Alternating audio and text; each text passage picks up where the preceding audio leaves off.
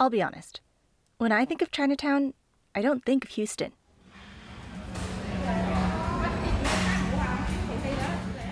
Houston's Chinatown was unlike any of the Chinatowns I'd visited during my interviews, or any of the Chinatowns I'd visited in my life, for that matter. But today, I'm excited to bring you an extra special episode of Viral Love. One where I'll not only be visiting Houston, but one where I'll be joined by my dear friend, Xin Sheng Project co-founder and Houston native Sunnie Liu, who was kind enough to show me around during my stay. Hi, I'm Sunnie. I'm one of the co-founders of the Xin Sheng Project along with Sabrina, and I moved to the U.S. when I was in elementary school and grew up in Houston, Texas ever since until I left for college. And my parents currently still work in Houston's Chinatown, Asiatown area. You might have noticed that Sunnie used two labels to describe her home community, Chinatown and Asiatown. To be fair, Chinatowns generally do not solely consist of Chinese residents. The country of China itself doesn't even solely consist of Chinese residents. But Houston, as we'll soon learn, is the most diverse city in America, and that goes for its quote-unquote Chinatown as well. This diversity, and all of its unexpected joys and complications, is at the heart of the stories you'll hear today. This is Sabrina, and you're listening to Viral Love. To learn more about the Houston's Asiatown community, I talked with Debbie Chen. She's the Civic Engagement Programs Director for OCA Greater Houston, one of the most prominent Asian American advocacy groups in Houston. We in the early 2000s, when Council Member Gordon Kwan was in office, this area was coined as Asiatown because it had become so much more diverse. It wasn't just a Chinatown area. It had expanded its borders essentially, right? If you go just a little bit north of Belair, off of Hillcroft, and the parallel street of Harwin, right? It used to be purely just a wholesale district, but you go down and it's a lot of wholesalers that are Asian, that are Taiwanese, that are Desi, Hillcroft. I mean, there's a lot of Desi businesses, both South Asian as well as Indian. Houston is also home to the third largest population of Vietnamese Americans in the U.S., a fact that many people overlook when focusing on coastal Asian American communities in California or New York. But Southwest Houston wasn't always like this. To get a better sense of Houston Asiatown's history, Sunnie and I left Asiatown and headed east. Okay, so right now we're at the Minute Maid Stadium where a lot of baseball games are played. Also where Chinatown used to be. Yeah, it had many previous names. So it was, I guess one of the names it used to be is Enron Field because it was sponsored by the big company that was, I guess later people found out, pyramid scheme. But yeah, it was kind of a joint effort by corporate interests like Enron and other developers, as well as the city, to build not just the George R. Brown Convention Center, but also Minute Maid Park and other stadiums, because they knew that convention centers would bring people outside of Houston to come here for their conferences, and baseball stadiums would bring baseball and other sports stadiums would bring lots of sports fans. The nickname Edo, which might remind you of New York City's trendy Soho district, was part of an intentional rebranding effort from city developers to appeal to the urban professionals, entrepreneurs, and young singles that now reside there. They buy the land. They buy, okay. Because a lot of, most of China, they're renters, they're tenants, and so they don't own the land. And so if there's someone with a lot more money, like the city, and these big corporations like Enron who have the money to buy the land, the landlords will sell them the land, and then the people who buy the new land can do whatever they want with it, like demolish buildings to build a new baseball stadium or a new convention center, rather than have it rent out to Chinatown and other Asian businesses. By the 1980s, Chinatown business owners in search of cheaper land began shifting towards its current southwest location. What remains of old Chinatown are a few dilapidated pagoda buildings with giant "for rent" signs plastered on their front. And truth be told, given the shifting demographics of the area, the quote-unquote new Chinatown in southwest Houston isn't even particularly Chinese. Today, Houston's Asiatown comprises three main sections: Chinatown, Little Saigon, and the Mahatma Gandhi district, though Sunnie and I will refer to the Mahatma Gandhi district as Desi Village, in order to accurately represent the Pakistani and other non-Indian ethnic groups that also live in the area. But ethnic boundaries here are super blurry. Hong Kong City Mall, for example, is located squarely in Little Saigon. Asiatown itself also borders historically Latine and Black neighborhoods. Short of conducting a demographic survey, perhaps the best way to get a sense of this diversity is to eat your way through it. It's time to go grocery shopping in the culinary capital of the South.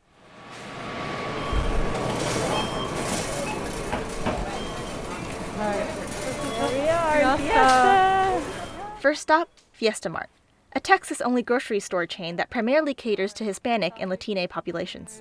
Right. Okay, so the Fiesta we're in right now is on Belair, which is like a road that cuts through Like most of Asiatown. Right? And specifically, like, are we at a location that's kind of between historically Latinx neighborhoods and Asiatown? Or like, Yeah, I think like it's like the same situation with Little Saigon and Chinatown, where it's hard to distinguish what is like the Latino neighborhood versus what is the Asian neighborhood, because it's all like one neighborhood. Yep. And like the fact that like Houston's the most ethnically and racially diverse and also the most integrated is, I feel like, mostly, if you look at the maps of why that's the case, it's mostly because it's usually working class, BIPOC communities, especially migrant communities, living together, like in this area, where it's Southeast Asians, East Asians, South Asians, and Latino, like mostly Mexican American folks, all living in the same area, having their businesses and restaurants. So what's a Latina grocery store to do? Stock a little something for everybody, of course. What's really interesting about this Fiesta location in particular is that it has, food for, as you're saying, that for making tamales and stuff, but they also sell lychees, and they also sell...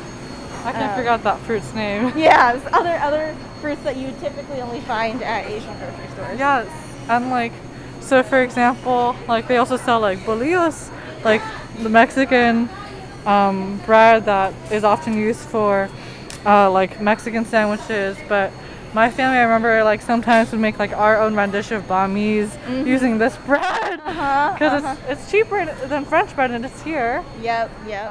But don't forget, we're still in Texas. Oh my gosh, and then because it's Texas, of course, you have to have your selection of Cajun foods. You have fish fry, breading mix, Cajun seasoning, gumbo and rice mixes.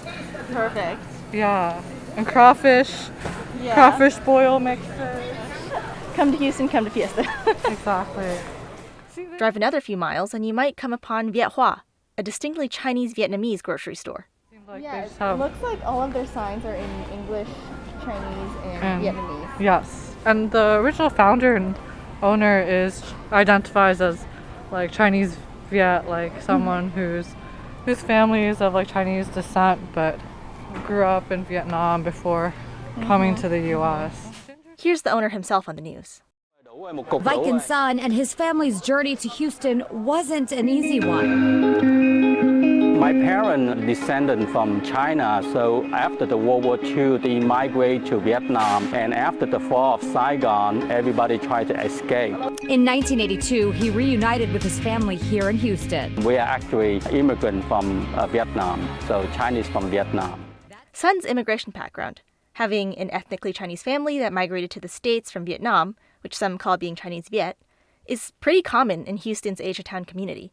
It's another reason why ethnic boundaries in Asiatown are so nebulous. In fact, Asiatown business owners say that if you want to run a successful business here, you have to speak 3 out of the 4 following languages: English, Chinese, Vietnamese, and Spanish. Make it poner en agua para 6 minutos una. El arroz viene más bueno es no quebrar. Okay. So you're fluent in Spanish, it sounds like. I have to be. That was Kaiser Lashkari, the Pakistani-American owner of one of the most iconic restaurants in Desi Village, Himalaya Restaurant. Before our interview even started, I found him speaking to his employees in Spanish, because, as Kaiser says, you have to be fluent in order to stay in the business. Himalaya prides itself on serving the best and most authentic Indian and Pakistani cuisine in Houston, and even shot to national fame after being featured on Anthony Bourdain's Parts Unknown. And throughout it all, Himalaya has retained a distinct southern identity as well. We do a brisket masala, where we smoke the brisket the southern way, but the sauce that we make, it has Indian spices. We do a chicken fried steak, which is marinated in Indian spices, and the gravy that you get it looks like the American gravy, but it has Indian ingredients like coconut and cashews, and makes it white gravy, but it's actually different in taste. We do masala chicken and dumplings, which is another southern dish. We do a paratha diya, which is like my spin on the quesadilla. So we have a lot of items on the menu that have been influenced or inspired by southern dishes. Yes. By most accounts, Houston is the melting pot of America's multicultural dreams. But is that all there is to it? A deeper dive into what the pandemic reveals about the challenges these communities face after the break.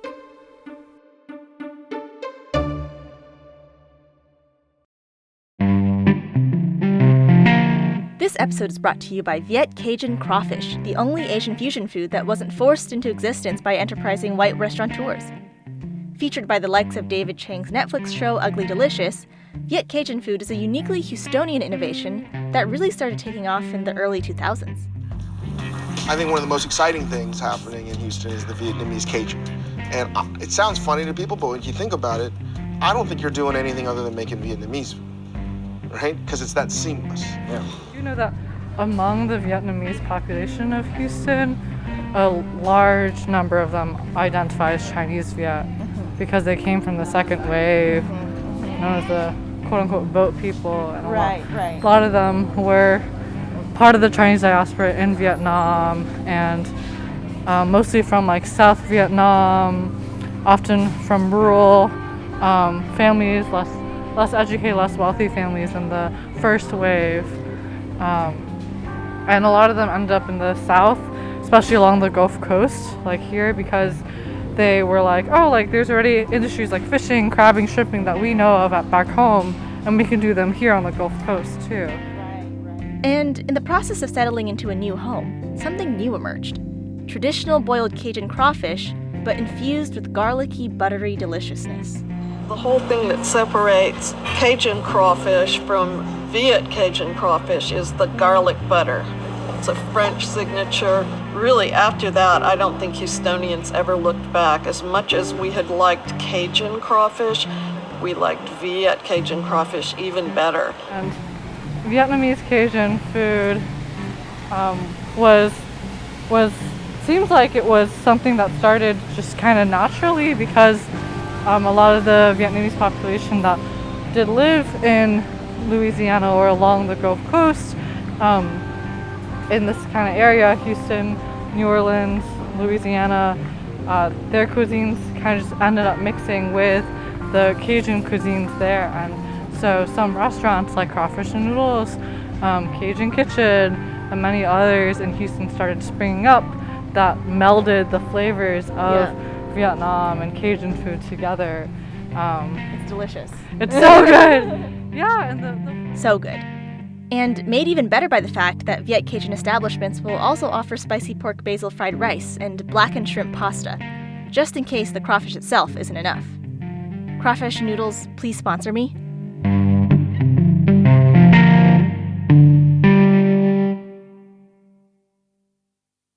The Chinese community is standing together against rumors and misinformation about the deadly coronavirus. Some local businesses are taking a hit, with customers staying away, even though that there are no cases of the virus in the Houston area, let alone in Texas. The pandemic hit Houston businesses hard, but especially those located in Asiatown. Unfounded rumors that someone had contracted COVID-19 at a Chinatown supermarket began spreading in early January, long before the Asiatown area even had access to COVID testing. We've never had the crisis of this kind ever before. In all these 17, 18 years of my work. We've been here since 2004. Before that, for another 12 years, I was at another location. So we've been in this business for a very long time. I've never had to face this crisis of shortage of workers. We shut down for an entire month, and it was hard, because this one place is our livelihood. It's a bread and butter at the end of the day for 5 different families, and it was very tough. So that's why I end up have to work 7 days a week, open to close, and trying to keep this place open because I rely on this of income for my family, for my kids. So literally last year I just didn't really pay for myself, just kind of make sure the store stays, and I have enough to pay for my rent and one employee I have, and I pay for my house because I'm actually like a single mom. So I have to make sure my kids and everything are okay.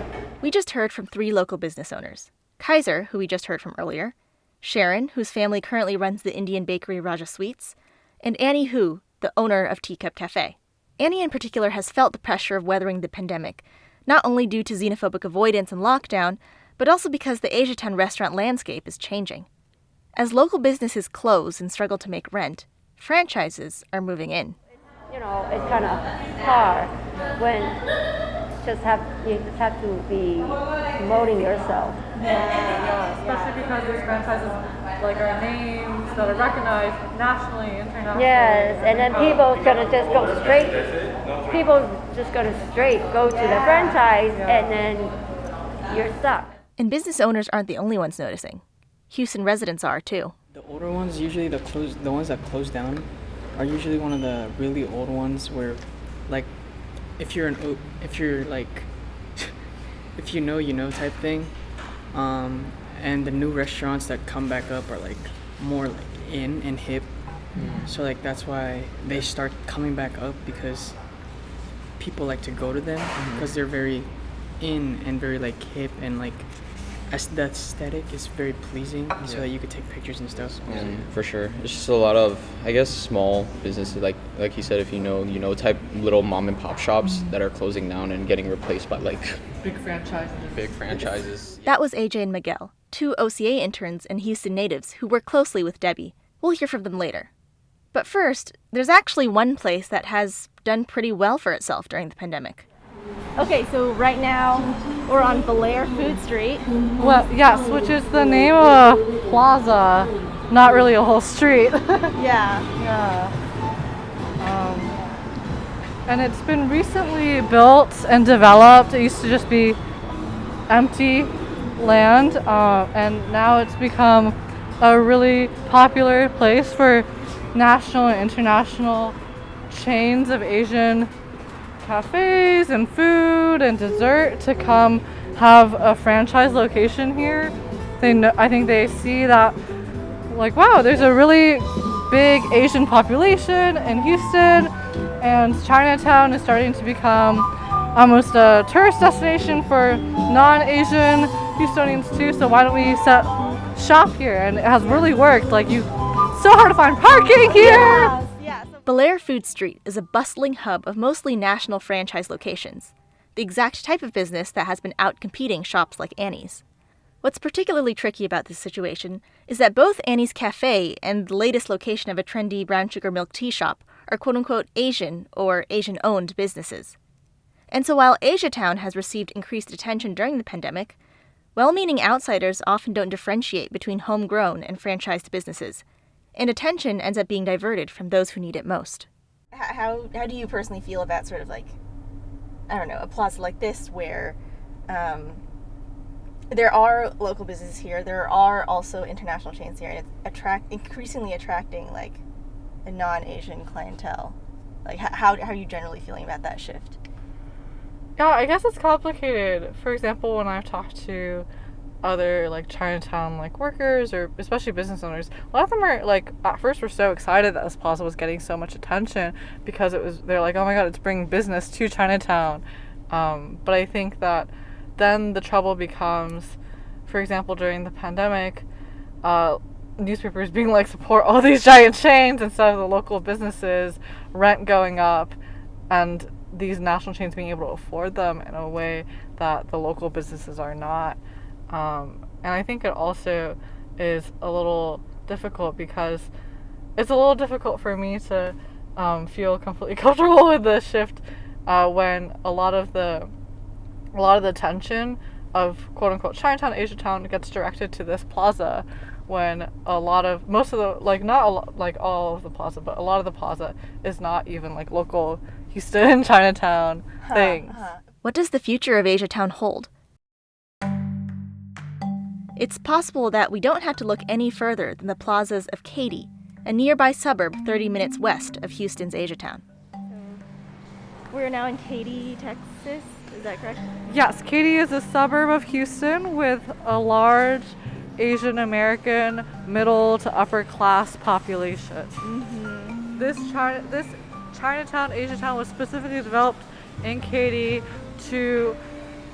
because a lot of developers were realizing that there exists this large Asian American population, and many things within, I guess, Asian culture were getting trendy, like boba, K-pop, anime, ramen, poke, and so a lot of the stores here are franchises, not many mom and pop shops, and most of them feature the trendy items. There are definitely not as many sit-down like food restaurants as there are like dessert places, drink places, and snack places, things like that.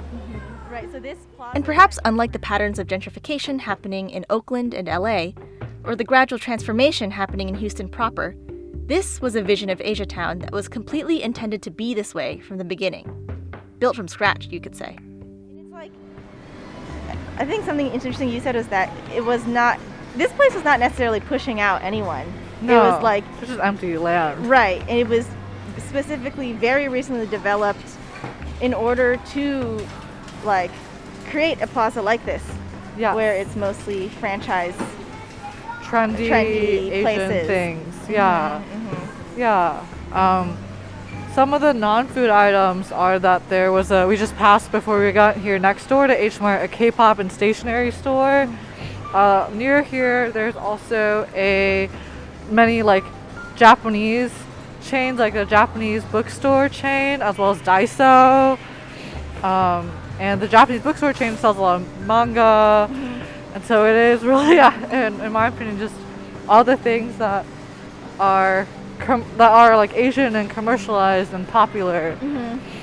but not really that many family-owned businesses here. Right, yeah. Actually, I realized, Katy looked a lot like the Asian American suburbs of California's Silicon Valley, right around where I grew up. So I see chains like Happy Lemon, Share Tea, Meat Fresh, and other sort of like, trendy looking poke shops that would look pretty at home in many Asian American suburbs across the states, especially where I grew up. Cities like Cupertino, Saratoga, just 30-40 minutes from where I live. This plaza could really just be dropped there. Sunnie doesn't need to go to the Bay Area anymore. This is exactly what it's like. It doesn't have the sense of place you were talking about that the Southwest Houston's Asiatown has, where you said that you could not really find what is there in Little Saigon and Chinatown and Daisy Village anywhere else. Mm-hmm. This, you can go anywhere where there are a lot of relatively well-to-do Asians and you will find a plaza like this. Yes. But who exactly does this vision of Asiatown leave behind? To find out more, I talked with Jeanette Dieppe, the executive director of Boat People SOS.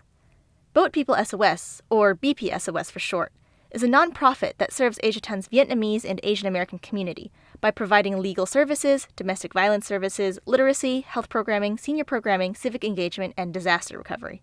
To put it bluntly, Jeanette knows a lot about who's left behind in Asiatown, and she's got a lot to say about how Houston doesn't address the needs of its most vulnerable.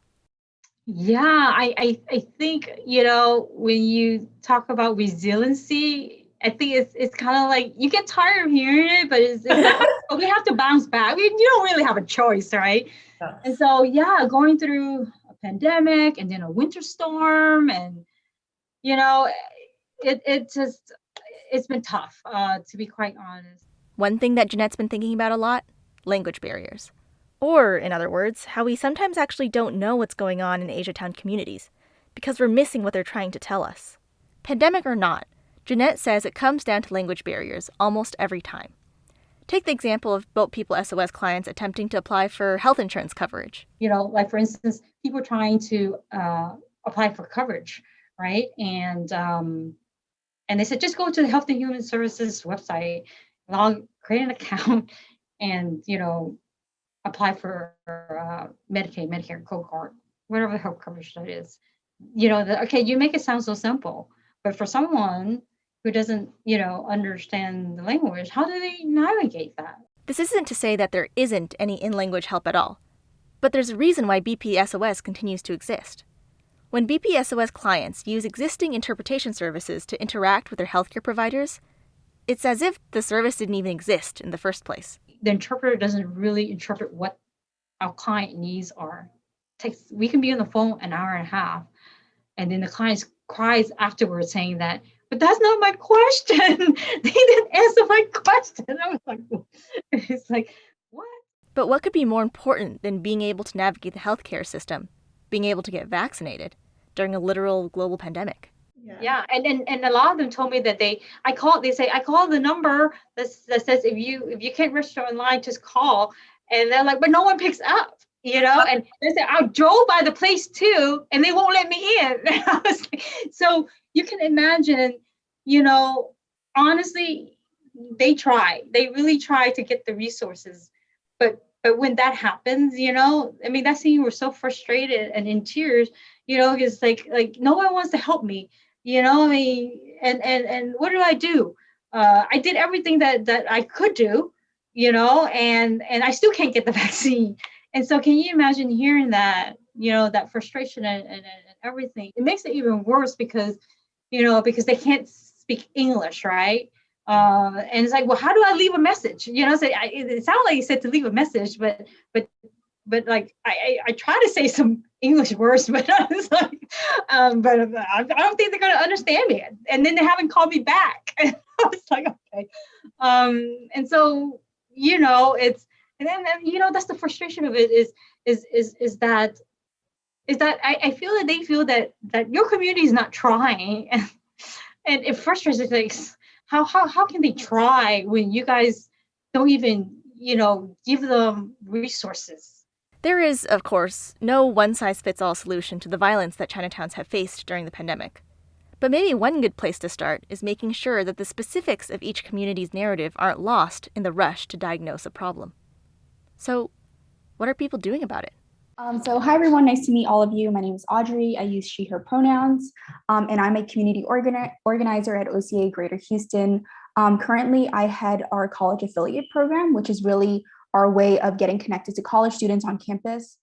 Hi everyone, my name is Abigail Trino. I use she, her, hers pronouns. I'm currently the joint youth organizer for Mi Familia Vota and OCA Greater Houston. And so obviously as a youth organizer, I spearhead our Young Emerging Leaders and Scholars youth program and that kind of... Audrey and Abby are community organizers who work with OCA Greater Houston and Mi Familia Vota, two Houston-based nonprofits that serve Asian American and Latina youth respectively.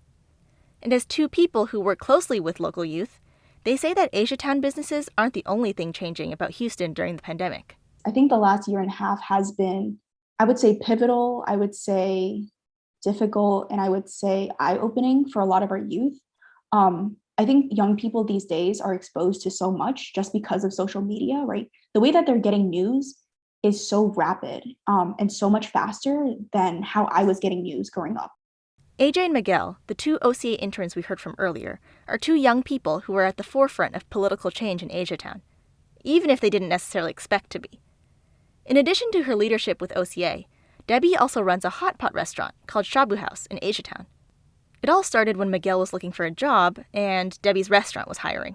And then obviously in working at Shabu, it's pretty much I guess this where we put a bunch of OCA stuff, so you kind of just get sucked into it. So I thought I was just gonna be waiting, but next thing you know, I started even just stuffing stuff. Unsurprisingly, AJ followed. Oh well, I asked him if he had a job for me, and then he said, "Yo, I just started working a job 2 weeks ago, and we need workers." So I worked at Shabu House at first, and then I got pulled into OCA. That's how Debbie gets you. Yeah. And then she's like, so anyway, you can contact AJ to help canvas. And I was like, what is that? Yeah. For two people who didn't even know what canvassing even was, the results were beyond impressive.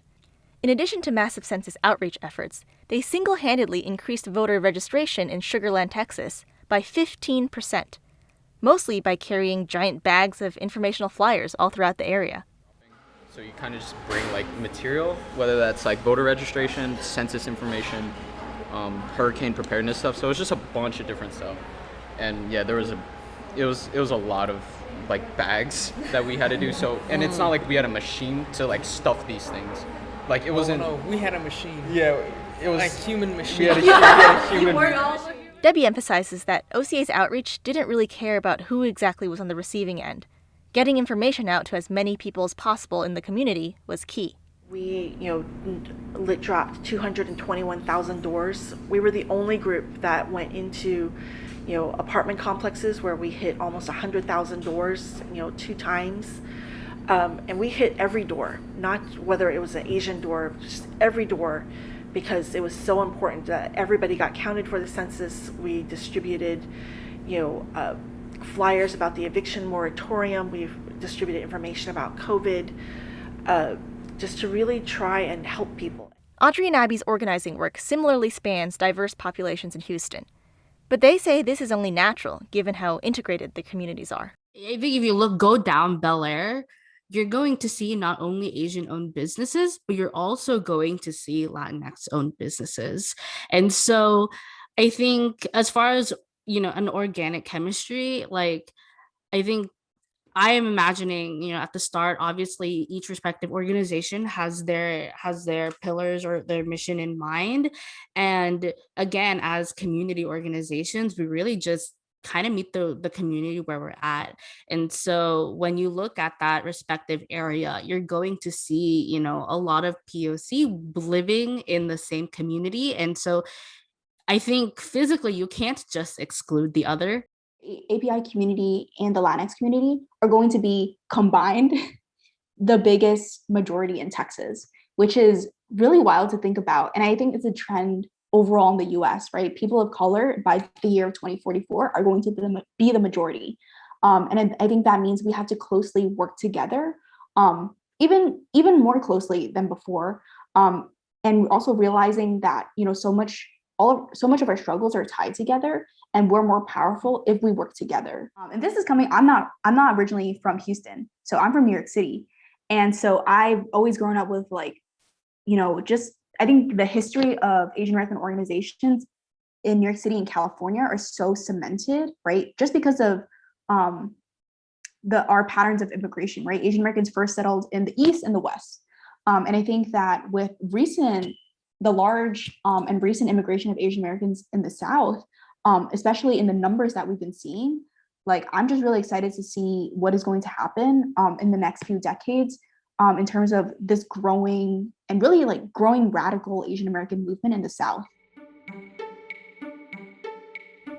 For Houston's Asiatown, the pandemic has been a time of complicated economic and social tumult that often can't be captured by a couple of hashtags or a vague call to support Asian businesses. But the pandemic has also catalyzed movement for nuanced, intersectional, and homegrown change. The South is where it's at, y'all, and we better start paying attention. Thanks for listening. This is Sabrina, and I'll catch you on the next episode of Viral Love.